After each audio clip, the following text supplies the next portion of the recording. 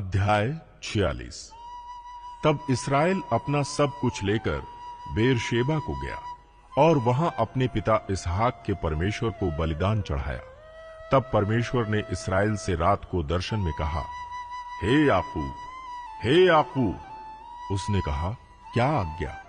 उसने कहा, मैं परमेश्वर हूं, तेरे पिता का परमेश्वर। तू मिस्र में जाने से मत डर, क्योंकि मैं तुझसे वहां एक बड़ी जाति बनाऊंगा। मैं तेरे संग संग मिस्र को चलता हूं और मैं तुझे वहां से फिर निश्चय ले आऊंगा, और यूसुफ अपने हाथ से तेरी आंखों को बंद करेगा। तब याकूब बेरशेबा से चला और इस्राएल के पुत्र अपने पिता याकूब और अपने बाल बच्चों और स्त्रियों को उन गाड़ियों पर जो फिरौन ने उनके ले आने को भेजी थीं चढ़ाकर चल पड़े। वे अपनी भेड़ बकरी, गाय बैल और कनान देश में अपने इकट्ठा किए हुए सारे धन को लेकर मिस्र में आए, और याकूब अपने बेटे बेटियों, पोते पोतियों अर्थात अपने वंश भर को अपने संग मिस्र में ले आया। याकूब के साथ जो इस्राएली अर्थात उसके बेटे पोते आदि मिस्र में आए, उनके नाम ये हैं। याकूब का जेठा रूबेन था, और रूबेन के पुत्र हनोक, पललू, हेस्रोन और कर्मी थे। शिमोन के पुत्र यमूएल, यामीन, ओहद, याकीन, सोहर और एक कनानी स्त्री से जन्मा हुआ शाऊल भी था। लेवी के पुत्र गेरशोन, कहात और मरारी थे। यहूदा के एर, ओनान, शेला, पेरेस और जेरह नामक पुत्र हुए तो थे, पर एर और ओनान कनान देश में मर गए थे। और पेरेस के पुत्र हेस्रोन और हामूल थे। इस्साकार के पुत्र तोला, पुब्बा, योब और शिम्रोन थे। जबूलून के पुत्र सेरेद, एलोन और यहलेल थे। लिया के पुत्र जो याकूब से पद्दनराम में उत्पन्न हुए थे, उनके बेटे पोते यही थे, और इनसे अधिक उसने उसके साथ एक बेटी दीना को भी जन्म दिया।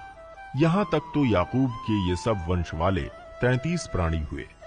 फिर गाद के पुत्र सियोन, हाग्गी, शूनी, एसबोन, एरी, अरोदी और अरेली थे। आशेर के पुत्र इमना, इशवा, इसवी और बरिया थे, और उनकी बहिन सेरह थी। और बरिया के पुत्र हेबेर और मलकी एल थे। जिल्पा, जिसे लाबान ने अपनी बेटी लिया को दिया था, उसके बेटे पोते आदि यही थे, और उसके द्वारा याकूब के 16 प्राणी उत्पन्न हुए। फिर याकूब की पत्नी राहेल के पुत्र यूसुफ और बिन्यामीन थे। और मिस्र देश में ओन के याजक पोतीपेरा की बेटी आसनत से यूसुफ के ये पुत्र उत्पन्न हुए, अर्थात मनश्शे और एप्रैम। और बिन्यामीन के पुत्र बेला, बेकेर, अशबेल, गेरा, नामान, येही, रोश, मुप्पीम, हुप्पीम और आर्द थे। राहेल के पुत्र जो याकूब से उत्पन्न हुए, उनके ये ही पुत्र थे। उसके ये सब बेटे पोते 14 प्राणी हुए। फिर दान का पुत्र हुशीम था। नप्ताली के पुत्र यहसेल, गूनी, सेसेर और शिल्लेम थे। बिल्हा, जिसे लाबान ने अपनी बेटी राहेल को दिया, उसके बेटे पोते यही हैं। उसके द्वारा याकूब के वंश में 7 प्राणी हुए।